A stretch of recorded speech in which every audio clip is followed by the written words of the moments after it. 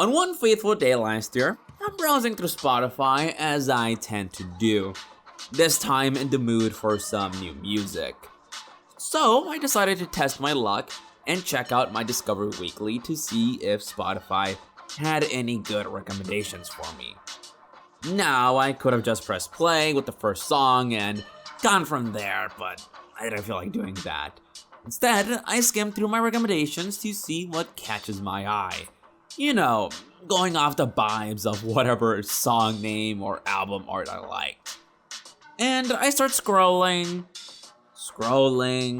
wondering what I should listen to, when suddenly I'm met with this.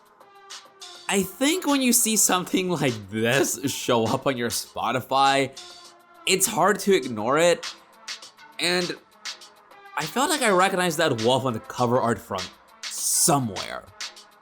But yeah, with an album cover like this, my interest was immediately piqued, so I checked out the song. Now, I don't remember what exact song it was, but I did like it enough for me to check out the rest of this album, Wolf Girl by Machine Girl. I had never heard of this artist, but they had left a pretty strong first impression. So I listened to the full album, and at the time, I was a bit mixed on it. Oh, I kinda like this song, this one I can skip, this one I really like. It was one of those types of albums. Close to being something I really enjoyed, but not quite there. I saw it was their first release, so I thought, okay, maybe with their future releases, they refine their sound, so I move on to those. And you know how Spotify has that thing on an artist's page where it shows their most popular releases? That's when I see Neon White soundtrack. I'd be lying if I told you the character here didn't catch my attention. I didn't know what this Neon White was, but again, cool album cover. A lot of people seem to like it, so I gave it a listen. And yeah, I kinda immediately fell in love with this. Rarely do I listen to an album, and every song I'm adding to my playlist on a first listen. Because of how much I listened to this album alone, Machine Girl were my most listened to artist of 2023. I was listening to this over and over for several days straight, enjoying this soundtrack for this other thing I knew nothing about. Which is when finally I chose to look it up. What even is this Neon White?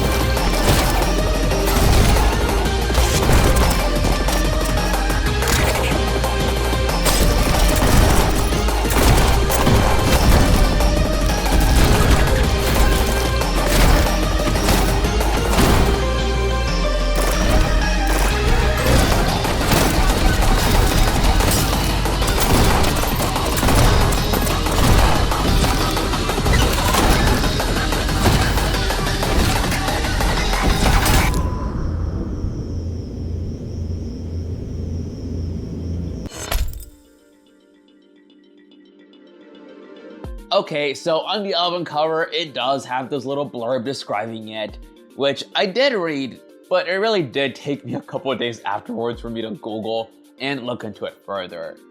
And yeah, this is indeed a game. There it is on Steam, and it has a ton of positive reviews. I remember skimming through these, and it looked like something I had to check out. I was genuinely surprised I had never heard about this game, and that had just gone under my radar this entire time. But it also did come out back in 2022, where I mostly ignored every game that came out that year. If your game didn't have Pokemon in the title or weren't Elden Ring, I just wasn't paying any attention towards you. So maybe I shouldn't have been too surprised I hadn't heard about this indie game. At the time of me learning about this game, I saw the physical version had yet to come out. So I waited for that to release. I like buying all my games physically if I'm able to. So it eventually releases, and I just had it sitting there on my desk for almost 2 months, just staring at me every day, waiting for the right day to begin playing it. To those of you who watched my Ultra Despair Girls video, where I said I want my next video to be bursting with positivity, I was in fact referencing this. I had yet to play at the time, but I already knew I was gonna make a video on it, as I had a feeling I was gonna fall in love with it just like I did with the soundtrack. And I was 100% correct. From skimming through the reviews on Steam that day, I learned a few things about this game. It was some type of shooter with platforming elements. It had an emphasis on speedrunning, and some issues with the game's writing, as I saw some complaints about that. Amazing soundtrack aside, that's all I really knew about this game going into it, as I refrained from watching any gameplay.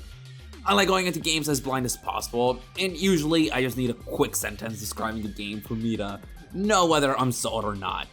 Good reviews, 10 out of 10 music, I like shooters, I like platformers, I'm sold. But now having played the game, I think instead of calling it a shooter with platforming elements, maybe it'd be more accurate to say it's a platformer with shooter elements. So the goal of Neon White is finishing each level as fast as possible, all while making sure to kill every enemy the level has. These demon dudes, which aren't really much of an actual threat. At least most of the time. Think about the enemies in any shooter you've played. Sorry, I mean any good shooter you've played. There we go. You know what enemies in shooters do, or really in any game with combat for that matter? They run up to you to try and kill you. Duh. Enemies in Neon White don't do that. They just stand there menacingly, because they aren't really enemies. They're more like glorified targets. Sometimes they spit out some funky energy blast and you might get hit enough times to die while you're carelessly running through a level, but otherwise, they're just chilling. You kill them because that's what the game tells you to do. Because of story reasons, you can't just make a beeline to the end goal, ignoring all the demons here. You're essentially working as pest control, and it wouldn't make sense for you to ignore the pests crawling up to heaven. If you make it to the end goal and your result screen doesn't show up, sorry, but you missed a demon or two. Gotta restart. Your default weapon will be this katana, which is weak as shit cause even basic enemies are a 2-hit KO. You're not speedrunning anything if you're using this. Though, you can parry shots, which I don't think the game ever tells you, but I later found out. If you do parry a shot and bounce it back at an enemy, that should one-shot them.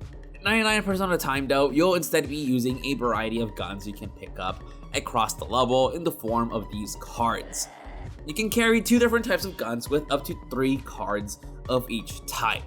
You got a handgun, shotgun, a rocket launcher, etc., or your usual suspects. They function exactly how you think they would, but the twist that Neon White adds to all these familiar weapons is if you discard your gun, it gives you this special traversal ability. Discard your pistol, and you get a second jump. Discard your shotgun, and you can launch yourself across the air. The rocket launcher, not only can you rocket jump with your normal shots, but your special is this long distance grappling hook. If you got crappy aim and run out of ammo, you probably needed to preserve your gun so you could continue traversing through the level. You might run into a red door you can't break through anymore, or a large gap you can't cross over. If you fuck over yourself like that, gotta restart. There's a level of being conservative with your guns because they're, ironically, meant to be disposable. Pick it up, shoot what you gotta shoot, discard. Often, you don't even shoot anything with your gun, you immediately discard it to continue your run through the level. Stuff like this is why I'd probably consider this a platformer first and shooter second, but I don't want to get hung up on that point for this video. Games are allowed to mix genres, a little bit of this, a little bit of that. Get something that can be considered all of these things. But yeah, as far as explaining the basic gameplay goes, that's all there is to it. There's no upgrade systems, skill trees, leveling up, nothing extra like that going on here. It's all pretty straightforward. Even the controls are pretty minimalistic, as you only ever use the shoulder buttons, joystick aside, to move your character, when playing on controller, of course. You can jump, attack, discard, and swap between what card type you use. You can count on one hand what all you can do in this game, but while your toolkit may be simple, it's what all you can do with it where things become interesting.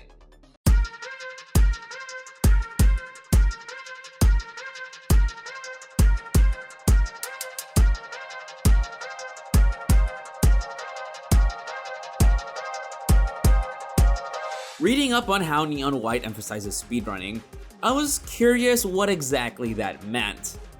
Well, pretty much everything this game does is to push you to speedrun. You're awarded medals based on how fast you finish a level. Bronze if you're out here taking in the scenery, to ace if you can beat the best time the game asks of you. For the first handful of levels, when I was still getting used to the game, I was mostly getting bronzes. But very quickly, I picked up what the game was throwing at me and was consistently getting golds or aces on first tries. With every gold or ace medal you earn, your neon rank goes up, and you will always need to be at a certain rank if you want to unlock your next batch of levels. So if you're really having a tough time and just sliding by with silver medals, the game forces you to do better. On the flip side, if you're really good at this game, you'll discover red aces, a tier above the supposed best medal you can earn. These secret medals are awarded if you can beat a level faster than the developer's best time. I only ever got 2 of these, and that's only because I watched online guides for them, so these shouldn't even count.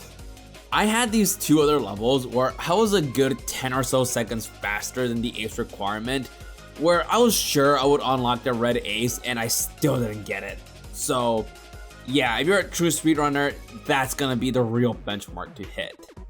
After you first beat a level, the game will then give you a timer so you can try and surpass your best time.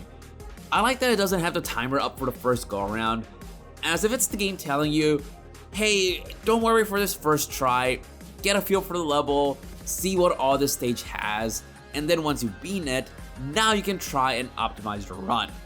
Of course, that doesn't mean you're still not trying to rush through it, but if you fuck up here and there, there's less pressure for you to immediately restart and try again. At least for me, having a timer on screen creates this psychological thing where I feel pressured if I see seconds pass by without me making any progress. If it's gone, then okay, sure, this first run can be a little sloppy and I'm not worried about it. Besides the on-screen timer, there are player ghosts like with racing games to compare your past and current attempt. But best of all, you can also unlock hints notifying you where there are shortcuts so you can shave seconds off from your run. Maybe there's an alternative route you didn't realize you could take, or entire chunks of the level that aren't necessary for you to go through. Every level has the online leaderboards right there so you can easily see your standings amongst everyone else. Maybe you're close to breaking into the top 100 for a level, and seeing it right there pushes you to try again. At least that's how it should be. For almost my entire playthrough, I could not connect to the servers on Switch, so I didn't really make any use of this feature. The music, I need to bring it up again. I generally like higher energy types of music, hence me latching onto this game's soundtrack so quickly. Well, it needed to be like that, cause if you're playing a game that wants you to go fast, the music needs to match that. Tracks for all the playable areas are always gonna be more upbeat than tracks for when you're just lounging around.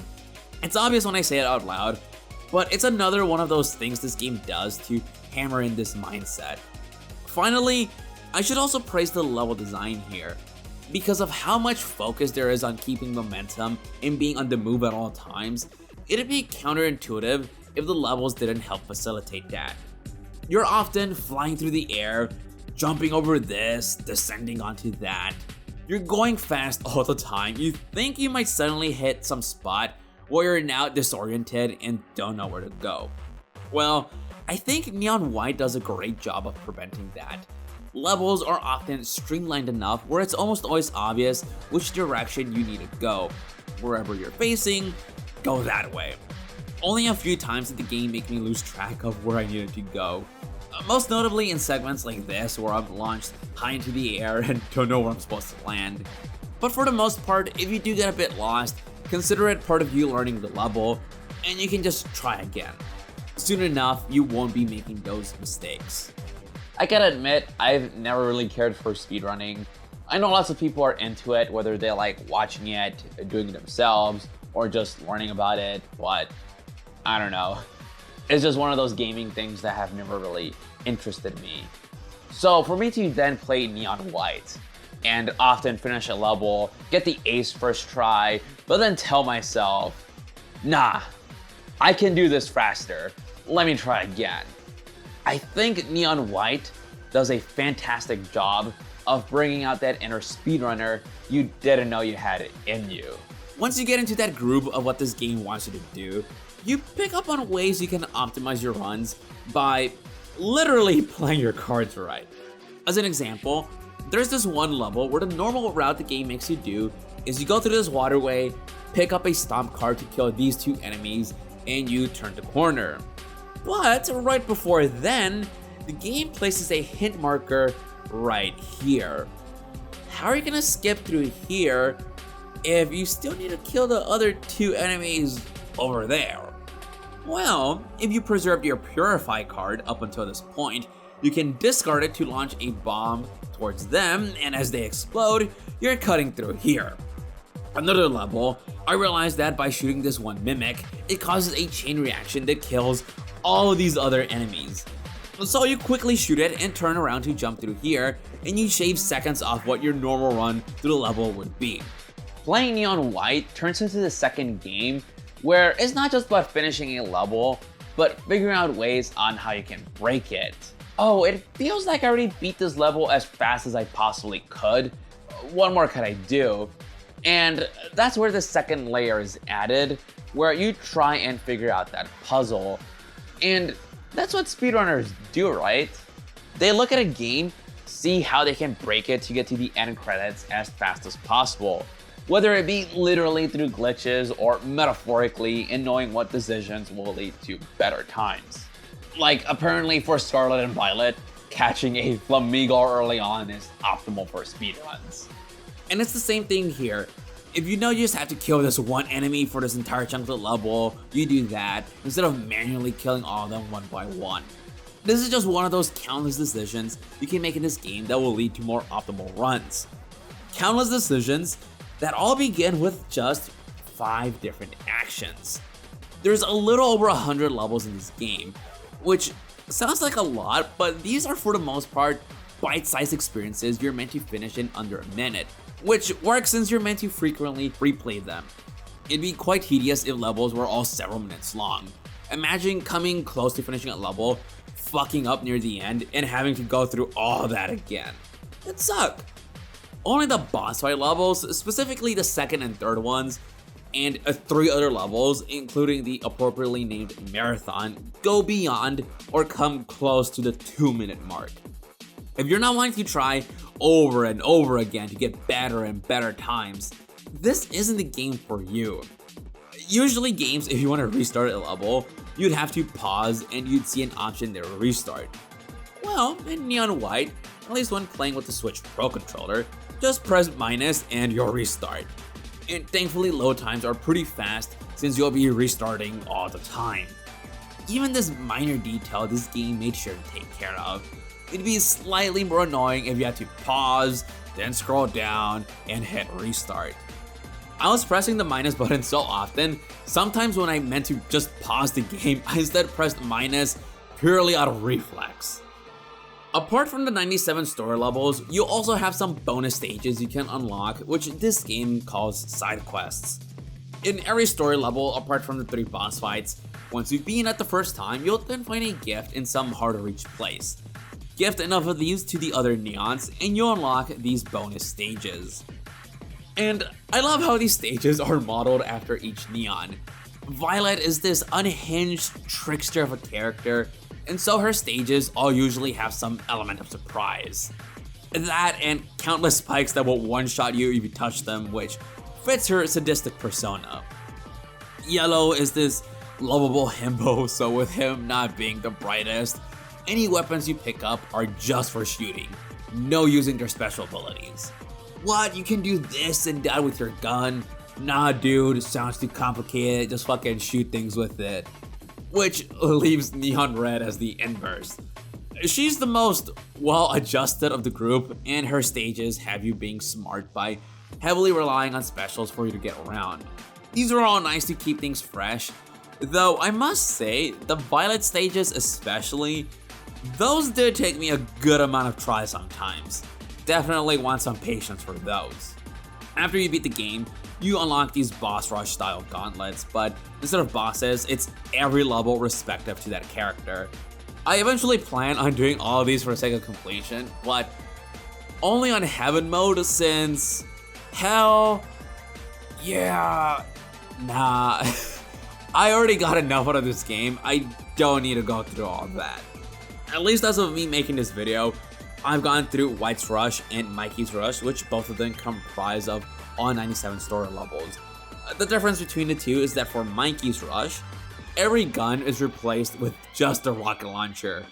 And holy shit, that was a lot of fun. If nothing else, I recommend playing through this one just to see how you can break some of these levels with this weapon. Now that I'm talking about the other characters here, I can segue into the story, which one of the more frequent comments I saw was how bad or cringy the writing was. So with that in mind, and me looking at the character designs here, I'm thinking, okay, is this gonna be one of those games where the characters curse a lot in an attempt to be cool or edgy? Is it gonna be something like that? That was just the impression I had from looking at those two things. So maybe this is an unpopular opinion, but I actually got pretty invested into the story and characters here. That isn't to say there wasn't some truth behind those comments, because I can see how some people might roll their eyes at the writing here. After my second night of me playing this game, I go on YouTube and end up finding this interview with the game's creator. Here he says, yeah, the game's writing was purposely done like this to emulate this cheesy anime feel. I'm paraphrasing here, but the game is self-aware of how stupid it is. I just have a tolerance for this, so I rolled with the punches and found myself enjoying all of the writing, from the stupid jokes to the not so subtle homoeroticism. You know better than either of us that the heart wants what it wants. And, well, I just have no intentions of losing my white. The attraction is undeniable. After all, you came so promptly when I called. Yes, yes! Come at me! You don't know how long I've hungered to cross swords with you, boy. You wish to duel? Well, who am I to deny you? I won't tell Red if you don't. You won't be able to say a damn thing with my sword down your throat! Wonderful. Simply wonderful, White. I haven't felt this alive in ages. This interview, by the way, I'll link it down below. If you're at all interested in Neon White, I recommend watching it. Just make sure to do so after you finish the game, cause it spoiled something I had not seen yet, and that was a little upsetting. So while the game's writing may be cringe to some, my assumption that this would be this try-hard type of thing was wrong. In fact, I think every time a character should curse, they keep it PG. If you fall under any of the following camps or anything like it, Neon White's writing will feel right at home. And if not, that's fine. It's not meant to have wide appeal. You can just skip the dialogue and go back to gameplay, which is why you're really here. The story itself isn't anything too crazy, and you play as a titular Neon White, having died but getting a second chance in the afterlife, just now with amnesia. You show up here in heaven to take part in this demon hunting competition as a way to somewhat make up for your negative actions in life. The other Neons you'll mostly be interacting with may or may not be your former teammates, same with the main antagonist, Neon Green. It's a basic plot, but with some unexpected developments. I enjoyed the premise from the start, and it always kept me wondering on how this would all pan out. Giving gifts to your fellow Neons not only unlocks new levels, but also some bonus dialogue. I frequently found these humorous and made me grow to like all these characters.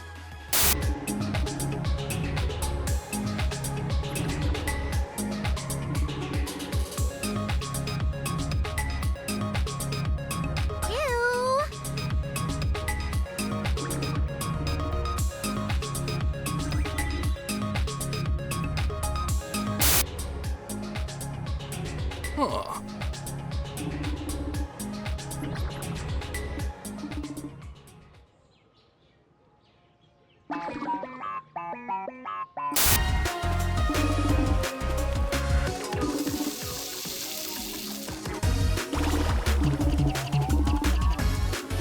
Listen to me.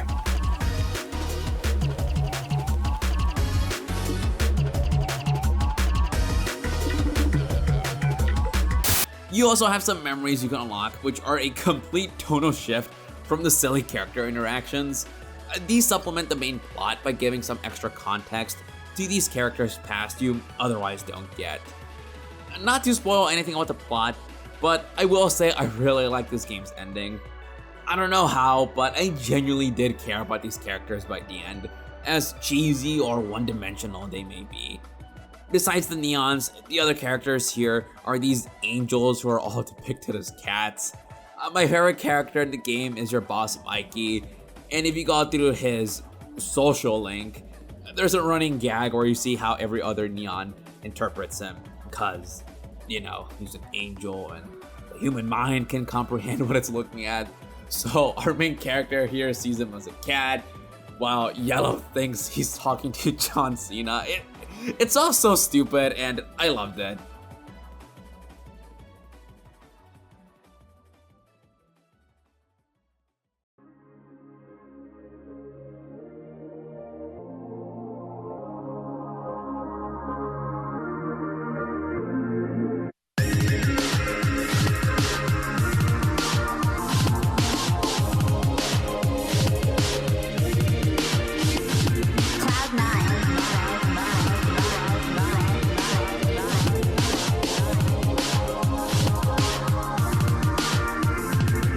I went into this game with high expectations, and somehow it met all of them, and then some. Straight up, I can't think of any real complaints with this game. The online not working on Switch would be my one criticism, even if I personally didn't mind too much. Otherwise, Switch performance in general was pretty solid. A couple of extremely minor visual hiccups, and one instance the game crashed after coming back to it when leaving it on sleep mode overnight, but still, nothing crazy. If Switch is your only option, you'll be fine, online issues aside, though I know people would just say play on PC. My only other real complaint pertains to Neon Green's audio, which I often found to be a bit too quiet. Because of his voice delivery, it would often get drowned out by the music. I did have my monitor's volume at a somewhat low level, so I guess turning it up way higher would have helped, but it's not like I had this problem with the other characters. I guess the other thing I could say here is if the game had a higher budget, it would have been nice to see some more animated cutscenes, but that's it. Those are really all the negatives I can think of. This game sets out to do one thing, and it excelled with flying colors. I should really emphasize just how much fun it was to play this. After the mediocrity that was the last game I talked about, it felt so good playing something that felt this much fun to mess around with. Dude, the last batch of levels especially. Wow, just wow. I had this big fucking smile on my face because of the rush I had blasting through those levels. That's Neon White. If you want to have a good time, play it. Not only do I love this game, but I respect the hell out of it. Ben Esposito, who is this game's creator, I'm definitely gonna keep an eye on him to see what else he releases. I looked into his other work and I see he worked on What Remains of Edith Finch. I've always had some interest in checking it out, and while he's credited as a design consultant, which I'm not sure what all that entails, still more of a reason for me to get around to playing it. I was happy to find out that the cute Furby-like collectibles were in fact a reference to another game he made, Tattletale. Legit just gonna play that because I think this little dude is super cute. I want a plush of it. Though in saying all this, I definitely don't want to discredit everyone else who worked on this, as they did a great job. Major props to the whole team. Y'all really made something special with this game. To circle back to how this all started, I just want to give a big shout out to Machine Girl for creating such a fantastic soundtrack. I had this silly thing going on when playing through this game where a new batch of levels would unlock, and I would get all excited at seeing what new song would start playing. Because I was listening to these songs for so long, it was nice finally having a visual to go along with them. And since I'm gushing about Machine Girl, I might as well add that I've since gone back and re-listened to Wolf Girl, and I like that album way more now. Still one or two songs I'm not crazy about, but otherwise, I'm a fan. Yeah, Gemini is also pretty good. Repurposed Fantasies, that new EP that just came out a few days ago as of me filming this, I like all of that. So there's some bonus music recommendations if you like weird electronic music as much as I do. Before I go, not only was it a breath of fresh air for me to gush this much about something, I just want to say, do you know how good it feels to finally release a video that isn't a fucking hour long? Seriously, despite what you may think from my most recent releases, not everything I put out is meant to be that long.